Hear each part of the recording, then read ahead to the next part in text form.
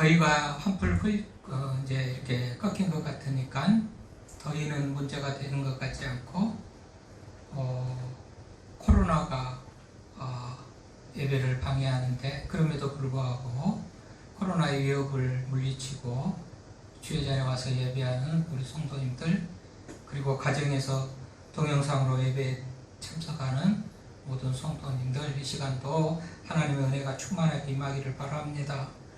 여러분, 전 미국 대통령 트럼프 유세할 때, 선거운동을 할 때마다 빨간 모자를 쓰고 지지자들이 구름대같이 몰려다녔던 것들을 우리가 기억을 할 겁니다. 사실 이 트럼프 대통령의 트레이드 마크가 빨간 모자인데요. 그 모자에는 Make America Great Again 이 단어가 써진 거예요. 그러니까 Again, Make America, 아메리카를 다시 만든데 위대한 아메리카를 Again 다시 만들자, 나와 함께 아메리카를 다시 만들어가자, 뭐 이런 문구를 써 넣고 그랬어요. 근데 제가 보니까 이 문구는 이미 도널드 레이건 대통령이 선거 구호로 썼던 그런 구호인데 이제 또 트럼프도 같이 다시 또 썼더라고요. 그런가 하면 이번에 대통령이 된 조 바이든도요, 더 나은 재건, 그러니까 빌드 백 빅터이 말하자면 더 나은 재건을 선거 구호로 걸고 그렇게 당선이 된 거예요. 그러니까 보십시다. 미국은 뭐 초인류 국가다, 자타가 공인하는 세계 인류 국가예요. 그런 미국이 그럼에도 불구하고 더 나은 미국, 또 뭐예요? 더 나은 재건을 구호로 외치면서 대통령 이 선거운동에 구호를 했고 그런 것들로 당선되는 것을 보면 그것에 만족하지 않고 자타가 인정하는 세계 인류 국가라는 그런 것에 만족하고 안주하지 않고 더 나은 미국을 꿈꾸면서 나가는구나라는 것을 우리가 생각해 볼 수가 있죠. 부흥을 생각하고 우리가 성장과 성숙을 생각한 때에 이 얘기가 생각이 나면서요. 자, 초인류 국가라도 그렇게 더 나은 미래를 향하여 나간다면 그렇지 못한 나라들, 그렇지 못한 개인들은 말할 것도 없이 더 발전을 위해서 더 많은 노력과 애씀이 있어야 되지 않겠는가, 이런 생각을 해보게 되었습니다.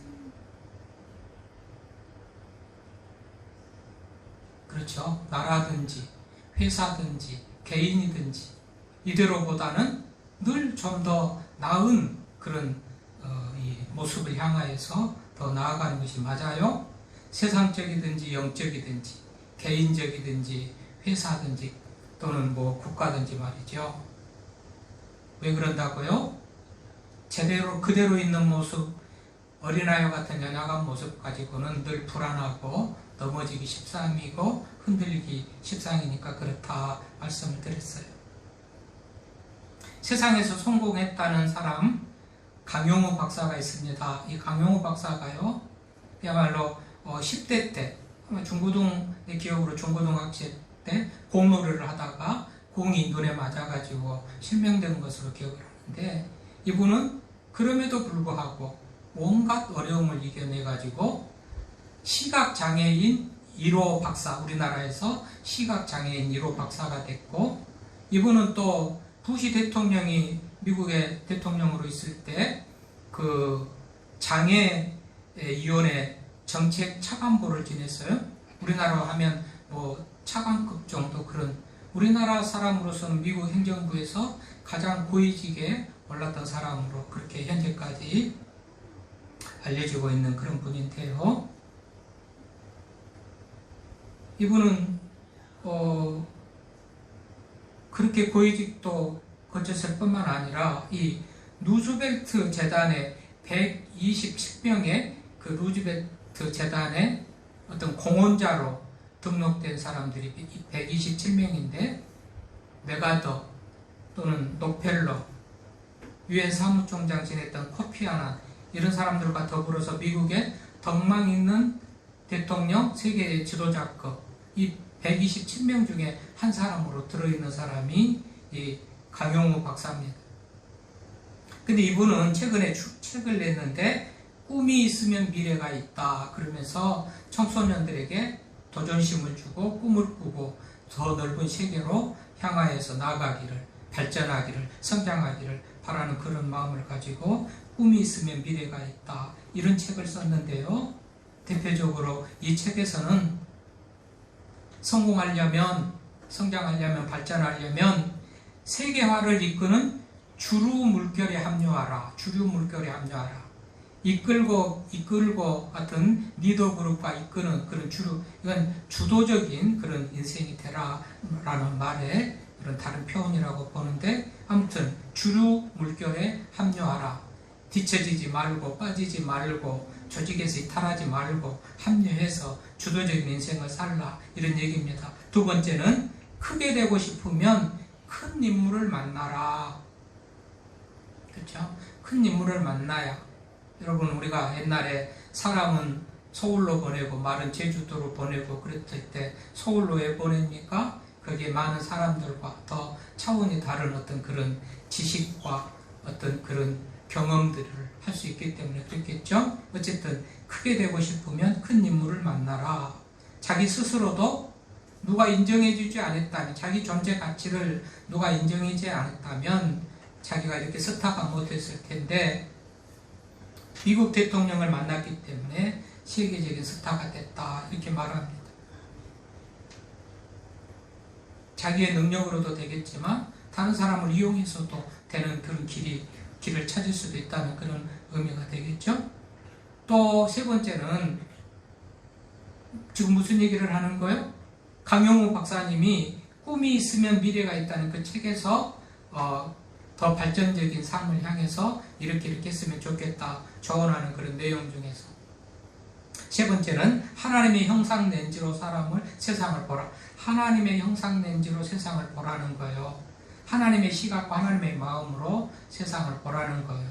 이것은 우리 크리스찬들에게만 해당되는 것이 아니고 21세기를 살아가는 모든 사람들에게 필요한 것이다. 이 밖에도 생각을 바꿔라. 관점을 바꾸고 생각을 바꾸면 모든 것이 새롭게 보여진다. 고난을 축복의 통로로 삼아라. 창조주의 목적에서 인생의 의미를 찾아라. 네 삶의 의미와 목적을 어디에 두고 무엇인지도 모르고 그냥 허둥허둥 살아가지 말고 창조주 하나님의 목적에 맞으면 인생의 의미를 발견하고 살면 그게 가치 있고 의미 있는 더 발전적인 인생이 된다. 뭐 이런 얘기를 한 거예요. 자, 오늘 본문에 그런 삶을 살았던 한 사람, 모델이 되는 사람이 욥인데요. 그 욥을 통해서 오늘 우리가 좀 더 발전하고 가치 있는 그런 삶으로 나아가는 그런 시간이 되기를 바랍니다. 자, 우리가 아는 대로 욥은요, 욥기 1장 1절에서부터 보면 욥은 온전하대요. 사람에게 어떻게 온전이라는 말을 붙일 수 있는지 모르겠어요. 온전해요. 정직해요. 그리고 하나님을 경외하고 악에서 떠났고 그리고 동방에서 가장 훌륭한 사람이다. 그렇게 말합니다. 제가 말하는 게 아니고 성경에서 욥을 그렇게 말하고 있어요. 그런데 이런 사람이, 이 욥이 하루아침에 다 재산을 잃어버리고 자녀들을 잃어버리는 그런 불행한 일을 겪으지요. 그런데 이후에 보면 갑절로, 배로 다시 회복되어지는 그런 은혜가 있습니다. 그럼 욥이 도대체 어떻게 했길래 욥에게 하나님께서 이런 은혜를 주셨는가 보면 욥은요, 하나님의 어떤 주권, 하나님의 주권을 인정하는 그런 삶을 살아요. 예컨대 아까 말했듯이 많은 재산과 자녀들을 하루아침에 다 잃어버리는데도요, 주신 자도 요하시고 가져가신 자도 요하시고, 그래서 하나님을 원망하고 불평하는 것은 하나도 없고 하나님을 찬양했다라고 그렇게 기록되어 있어요. 대단하죠? 어떻게 이게 가능할까요? 그가 주인이라는 거, 하나님이 주인이라는 거. 그러니까 주신 분이 주셨다가 가져가시는데 내가 무슨 할 말이 있겠는가? 우리는 적신으로 나왔다 적신으로 가는 인생일 뿐이고, 뭔가 얻어지고 주어진 것이 있으면 하나님이 주셨다, 그래서 나의 주인은 하나님이다라는 그런 믿음이 있으니까 어떤 상황에서 원망하고 불평하지 않고, 그렇게 하신 것 그 일조차도 하나님 앞에 찬양했다고 성경은 기록하고 있어요. 그랬더니 하나님께서 갑절의 은혜를 베푸셨죠. 그런데 그 과정 속에 중간쯤이 지금 오늘 본문이 욥기는 42장까지 있잖아요. 중간쯤 오늘 23장을 읽었는데, 오늘 말씀에도 욥의 그런 것이 그대로 드러나 있어요. 이것은 우리가 좀 더 실제적으로 사실적으로 적용할 수 있는 그런 내용이 분명하게 있으니, 오늘 말씀을 통해서 우리도 욥이 그렇게 절망을 딛고 배가 성장하고 부흥하는, 또 발전하는 그런 은혜를 입었던 것 같이 우리들도 그렇게 되기를 바라면서 오늘 본문 말씀을 정했는데요. 자, 오늘 10장에 보니까 뭐라고 그래요? 그러나 내가 가는 길을 그가 아시나니 그가 나를 단련하신 후에는 내가 순금같이 되어 나오리라. 그가라는 말이 2번 나오죠. 그가 내 주인이고 그가 내 삶을 이끈다, 그 손안에 내가 있다, 그런 얘기예요. 그가 누굽니까? 욥이 고백하는 그가 누굽니까? 하나님 아닙니까? 여호와 하나님. 11절에도 보십시오. 내 발이 그의 걸음을 바로 따랐으며 내가 그의 길을 지켜서 치우치지 않. 그라는 말이 또 2번 나오죠. 12절에도 그의 입술의 명령을 어기지 아니했고, 13절에도 보면 그의 마음에 하고자 하시는 것이면 그것을 행하신다 라면서 절절히 욥은 그가 주인이고 그의 손에서 우리 인생이 이끌림 받고 성패가 좌우되는 것을 이렇게 얘기하고 있지 않습니까? 욥은 하나님이 절대 주권자인 것을 고백을 하면서 그런 삶을 살았다라고 성경이 기록하고 있어요. 내가 가는 길을 그가 아신다. 내가 가는 길을 그가 아신다. 그가 나를 단련하신 후에는 내가 순금같이 되어 나오리라.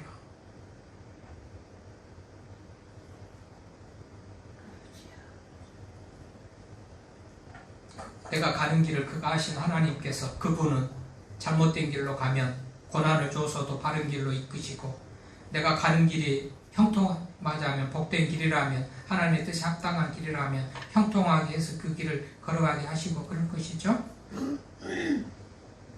여러분, 내가 가는 길이 지금 형통한가 불통한가 한번 돌아보면서, 만약에 그것이 내가 가는 길이 하나님께서 합당하실 길일까 하면 그 길을 걸어가야 되겠지만, 아니라고 하면 돌이키는 것이 지혜로운 삶의 모습이죠. 하여튼 욥은 내가 가는 길을 그가 아시니 그가 나를 단련하신 후에는 내가 순금같이 되어 나오리라. 여정이 어떻든지 간에 순간순간 고난이 있을지라도, 단련이라는 것은, 연단이라는 것은 이 고난의 삶인데, 어쨌든지 삶의 여정 속에서 그런 순간이 있게 될지 모르지만 하나님은 끝에는, 마지막은, 나중은 순금같이 되어 나오게 한다, 좋은 결과로 이끄신다라는 것을 고백하고 있는 것이죠. 그러니까 하나님을 주인으로 모시고 주권을 인정하며 그 안에 사는 사람은 가는 여정 속에서 조금 힘든 일이 있다 할지라도 결과는 순금 같은 인생으로 우리 하나님께서 상급을 주시고 결과물을 만들어내실 것이다, 이런 사실을 기억하면서 우리가 주님을 믿고 따라 나가야 되겠는데요. 우리는요, 우리가 착각해요. 우리가 착각해. 내가 하나님이라도 되는 것 같이, 하나님 없어도 사는 것 같이 살고, 하나님에게 물어보지도 않고 의지하지도 않고 하나님의 뜻도 따르지도 않고. 왜 그래요? 내가 하나님 같거든요. 하나님 없어도 할만하거든요. 근데 욥은요, 그가 주인이에요. 하나님이 주인이에요. 그가. 우리는 하나님도 아닙니다. 능력자도 아닙니다. 어떤 지혜자도 아닙니다. 그런데 하나님을 의지하지 않는다는 것은 참으로 이해가 안 되는 일입니다. 상식 밖의 일입니다. 성경은 우리들에게 뭐라고 그러냐면, 이슬 같은 존재요, 안개 같은 존재요, 티끌 같은 존재요, 풀의 꽃과 같은 존재요. 잠깐 있다가 없어지는 안개 같은 존재라는데 우리가 왜 하나님처럼 살지요? 왜 우리가 하나님처럼 살아갑니까? 하나님 무시하고 내 마음대로 살아갑니까? 그러니까는 어려운 일을 만날 수밖에 없는 것이 오늘 성경에서 가르쳐주는 그런 교훈 아니겠어요? 그래서 우리가 그가 주인이요, 그가 내 생의 주인이고 그가 이끌리는 삶 속에서 우리가 살아간다는 사실을 기억하면서 하나님을 의지해야 되겠는데, 그래서 뭐라고 그래요? 시편 46편 10절에 보면요, 시편 46편 10절에 보니까 너희는 가만히 있어 내가 하나님 됨을 알지어다, 이런 말이 있죠. 우리가 뭘 할 것이 없으니까 하나님이 하시는 것을 그대로 보고 은혜만 누려라 라는 그런 의미인데요. 홍해를 건널 때도 뭐라 그럽니까? 홍해 건널 때도 보십시오. 출애굽기 14장에 보면 하나님이 모세에게 가만히 있어. 모세는 할 것도 없거니와 능력도 없거니와 모든 백성들과 더불어 가만히 있는데 하나님께서 바람을 불어가지고 홍해를 갈라서 걸어가게 하셔요. 뭡니까? 하나님의 절대 주권 속에 인생이 있다. 우리가 힘대로 살아가는 것이 아니고 하나님이 주인이라는 것이죠. 그래서 욥은 그렇게 그가 내가가 아니고 하나님 앞에 맡기며 하나님을 의지하는 삶으로 살았다고 욥이 고백을 해요.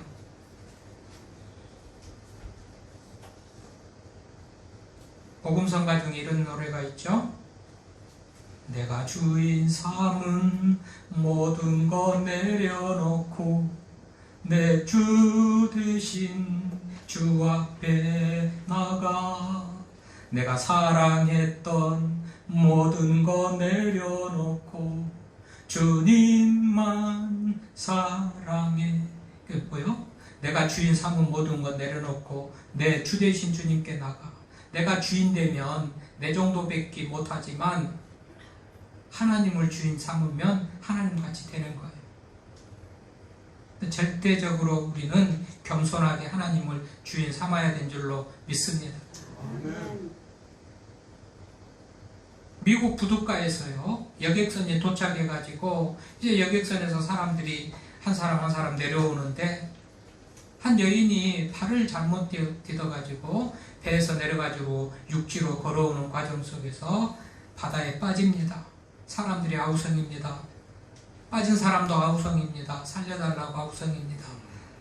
보는 사람들도 누가 가서 건져야 되는데, 누가 살려야 되는데, 옆에 선원을 보고서 빨리 구해라고 그래도 선원은 보고만 있고 가만히 있습니다. 들어갔다 나갔다 곧 이제 숨이 끊어질 그런 순간쯤 됐을 때 선원이 바다에 뛰어들어가지고 물에 빠진 여인을 구합니다. 사람들이 원망하고 비난합니다. 왜 지금까지 보고만 이제야 꺼내냐, 진즉 좀 꺼내주지, 살려주지. 선원이 말합니다. 바로 빠졌을 때 내가 건지러 가면 힘이 있어가지고 나랑 같이 죽게 된다. 아무것도 할 수가 없고 힘이 다 빠져가지고 정말 아무것도 할 수 없을 그때에 가야 구할 수가 있다. 이렇게 있다는 겁니다. 맞는 얘기죠. 내가 힘이 있어가지고 발버둥 치고 그러면 그것은 살 길이 아니고 죽을 길이고, 내가 힘이 하나도 빠지고 없고 전적으로 하나님의 도움만 필요로 할 때 그때 하나님이 도와주시면서 살릴 수가 있다. 뭐 그런 얘기가 되겠는데 뭐죠? 내 힘을 의지하지 말고 하나님을 의지하라, 그런 얘기죠. 뿐만 아니라 욥은 11절에 보니까 내 발이 그의 걸음을 바로 따랐으며 내가 그의 길을 지켜 치우치지 아니했다. 그래요? 여러분, 우리가 누군가를 찾아가면 그분이 바른 길로 가고 그분이 정말 어떤 승리의 길로 가면 그분 따라가면 우리가 똑같은 그런 은혜를 입겠죠. 여러분, 겨울에 일어나가지고 우리는 뭐 낮에야 보통 어른들이 먼저 간 사람이 다 길을 내는 경우도 많지만 주일날 같은데 어렸을 때 기억해 보면 주일날 교회 갈 때는 주일날은 다 사람들이 잠자고 늦게 활동하고 눈 오면은 더군다나 누가 밖에를 안 나오는데 우리는 교회 가야 되기 때문에 일요일이라도 일찍이라도 눈이 쌓였어도 가면요. 동네 집에서 교회까지 상당한 거리가 농로로 돼 있는데 참 조심조심스럽게 찾아서 교회를 가곤 했던 기억이 나는데요.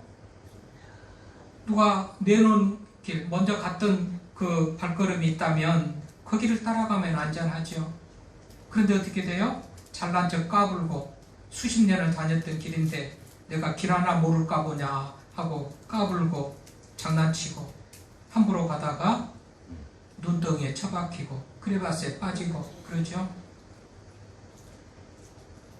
뭐예요? 오늘 욥은 그의 걸음을 바로 따랐으며 내가 그의 길을 지켜 치우치지 아니했다. 여러분, 겨울에 정말 무릎까지 쌓인 눈같이 정말 우리들의 미래가 불확실해요. 불확실성의 시대라 그렇게 말해요. 오직하면 우리가 알 수가 없어요. 보십시다. 우리가 2000년, 19년 말부터 해가지고 생각지도 않는 코로나 바이러스가 우리의 삶을 완전히 점령해버렸잖아요. 누가 알았겠습니까? 생각이나 있습니까? 예상치 못한 일이에요. 그뿐만 아니라 이제 백신을 맞고 또 이렇게 시간이 백신을 맞으면서 면역력이 이렇게 많아지고 그래서 어느 정도 잡힐까 했더니 델타 바이러스가 또 나와가지고 더 많이 확산되는 그런 상황이니까 우리가 좀 불안하고 그러죠. 뭐예요? 이렇게 우리는 한치도 앞도 모르는 불안전한 불확실한 그런 삶 속에 있다는 거 아니겠어요? 그럼 델타라는 것은 여러분 우리가 알죠? 헬라 우리가 알파와 오메가 할 때 이거 헬라어의 알파벳의 시작과 끝이거든요. 헬라어 알파, 베타, 감마, 델타, 엡시론 이렇게 쭉 나가는데 마지막이 오미크 이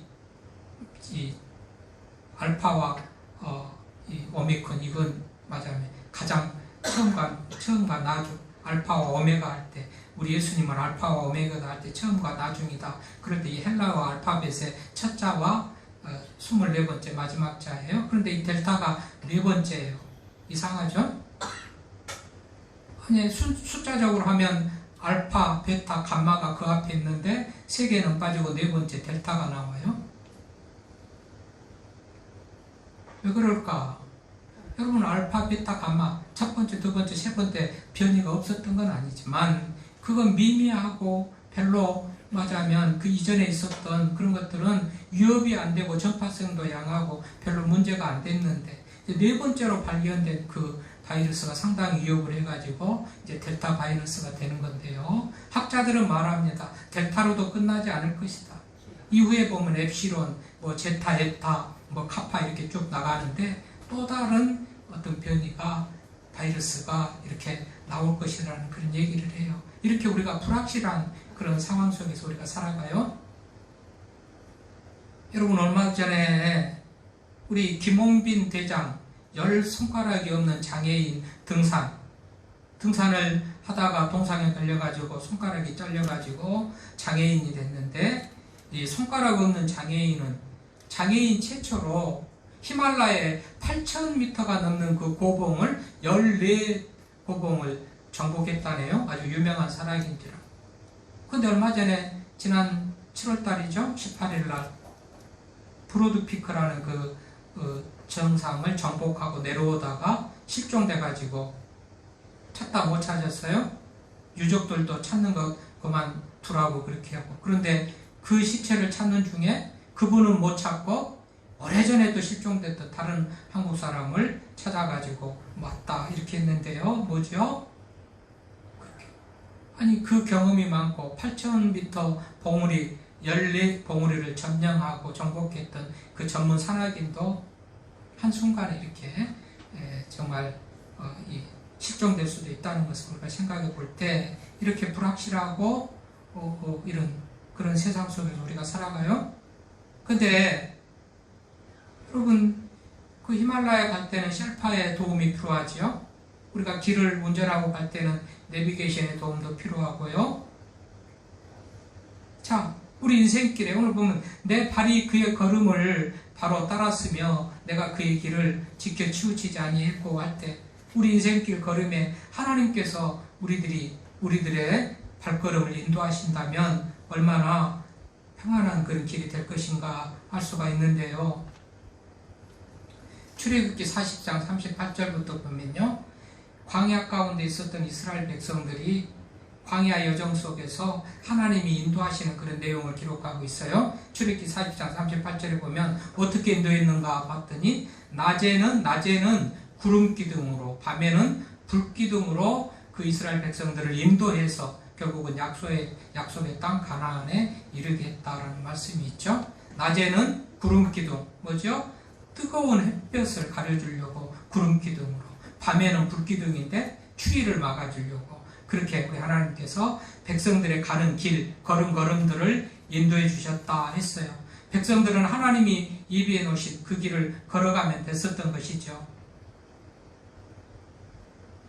그러니까 오늘도 욥은 내 발이 그의 걸음을 바로 따라 걸었고 내가 그의 길을 지켜 치우치지 아니하고 주님이 인도하시는 길, 가라는 길, 앞서서 걸어가신 그 길을 뒤따라 갔다 이렇게 되는 거예요. 바로 따라갔다. 바로 갈짓자로 가지 아니하고 그의 걸음을 바로 따랐으며 치우치지 않고 이리 갔다 저리 갔다 하지 않고 바로 따랐다 그 얘기예요. 여러분 요한복음 14장 6절에 우리 예수님께서 뭐라고 그래요? 내가 곧 길이요 진리요 생명이니 나로 말미암 자건 아버지께로 올 자가 없다. 예수님 따라가면 우리의 목적지 하나님께 가고 구원에 이르고 천국에 가고 그런 것이죠. 욥은 그 걸음을 바로 따라갔다지 않습니까? 하나님이 이끄는 그 길, 그의 길을 치우치지 아니하고 바로 따라갔다. 그게 완전한 것에 이르고 우리의 목적지에 이르게 된 줄로 믿습니다. 또 욥은 뭐라고 그럽니까? 내가 그의 입술의 명령을 어기지 아니하고 정한 음식보다 그의 입의 말씀을 귀히 여겼다. 그래요? 입술의 명령, 하나님의 말씀대로 살았다는 것이죠.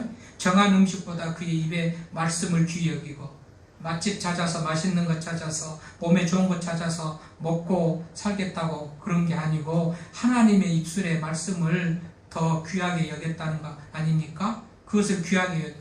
무엇보다도 그걸 귀하게 여겼다. 정한 음식보다도 음식은 우리가 기본적으로 먹고 사는데 없어서는 안 될 필요한 그 음식이지만 그것보다도 주의 말씀을 더 귀하게 여기면서 말씀을 쫓아갔다.